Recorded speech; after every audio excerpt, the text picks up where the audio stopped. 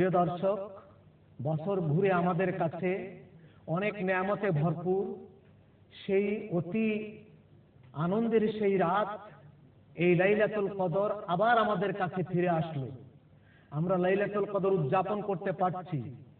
আল্লাহ পাকের মাগফিরাত পূর্ণ, বরকতপূর্ণ সেই মহিমান্বিত রজনী লাইলাতুল কদর একটি বছর পর আবার আমাদের কাছে আসলো।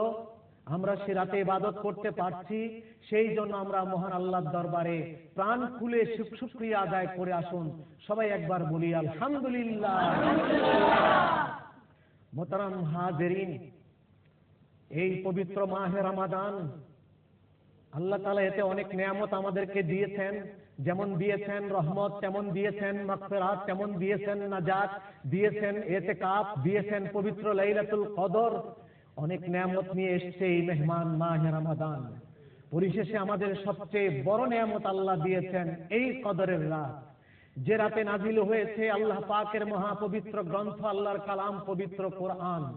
আল্লাহ পাকের হাবিবের মাধ্যমে যে কোরআন আল্লাহ আমাদেরকে দিয়েছেন এই রাতে, যে রাতে রয়েছে অনেক রহমত বরকত, যে রাতের কারণে এই মাসকে বলা হয় কোরআনের মাস, যে মাসে আল্লাহর হাবিব পবিত্র কোরআন তেলাওয়াত করতেন প্রতিদিন, ফেরেশতাকে একবার শোনাতেন, ফেরেশতা হুজুরকে শোনাতেন। সেই কোরআনের মাসের লাইলাতুল কদরের অনুষ্ঠানের শুরুতেই চলুন আমরা আল্লাহ পাকের পবিত্র কালাম শরীফ কোরআন শরীফ থেকে আমরা তেলাওয়াত শুনি। আর তেলাওয়াত করছেন আন্তর্জাতিক খ্যাতি সম্পন্ন কারি জনাব শেখ আহমদ ইবনে ইউসুফ আল আজহারি আমাদেরকে পবিত্র কোরআন শরীফ তেলাওয়াত করে শোনাচ্ছেন।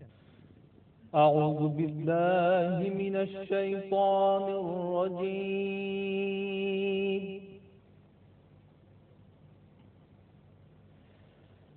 بسم الله الرحمن الرحيم.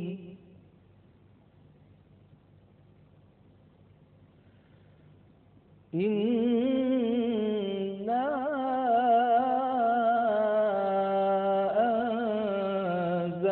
أنزلناه في ليلة القدر وما أدراك ما ليلة القدر.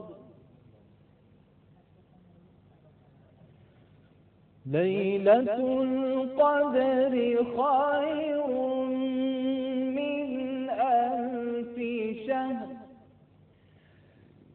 بسم الله الرحمن الرحيم. إنا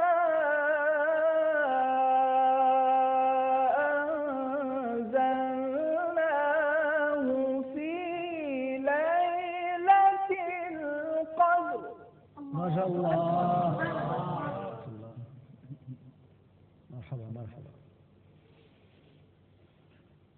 وما أدراك ما ليلة القدر. ليلة القدر خير من ألف شهر.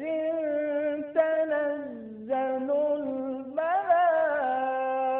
الملائكة والروح فيها بإذن ربهم من كل أمر سلام. الله أكبر.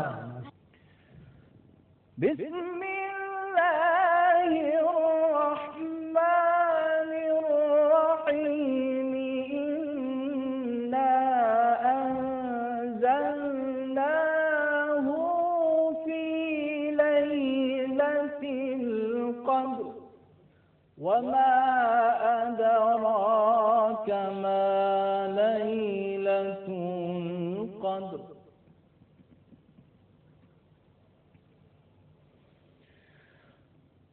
وما أدراك ما ليلة القدر. ليلة القدر خير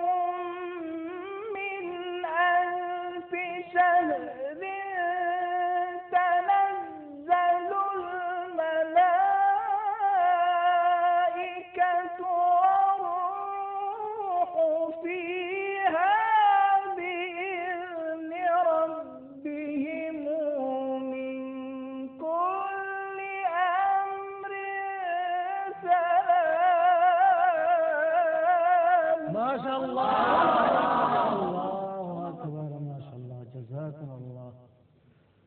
سلام هي حتى مطلع الفجر صدق الله العظيم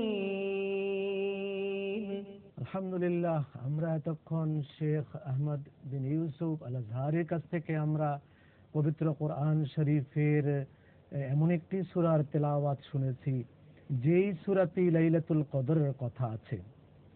রাসূল পাক সাল্লাল্লাহু আলাইহি সাল্লামের কাছে সাহাবায়ে কেরাম আফসোস করতেছিলেন, আগের উম্মতেরা এত লম্বা হায়াত পেত, সারা জীবন ইবাদত করত, আমরা অল্প সময় বাঁচি, কি করে আমরা ইবাদত করে এত সওয়াব পাবো।